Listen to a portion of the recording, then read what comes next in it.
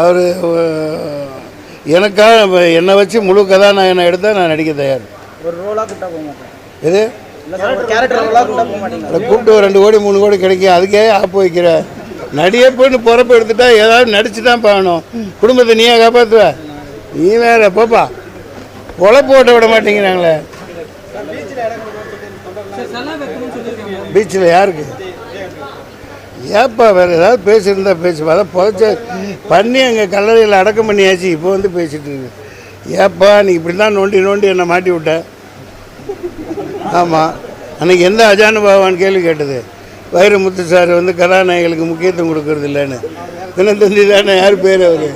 பயங்கரமான ஆள். வாய் என்னை மாட்டி விட்டு போட்டு நீ டெய்லி 3 சான்னு சுற்றிட்டு இருக்கிற. வாங்க போதும் ஐயா ப்ளீஸ். எனக்கு கொஞ்சம் ஒரு மாதிரி இருக்குது இந்த இடத்துல உட்காந்துருக்கு.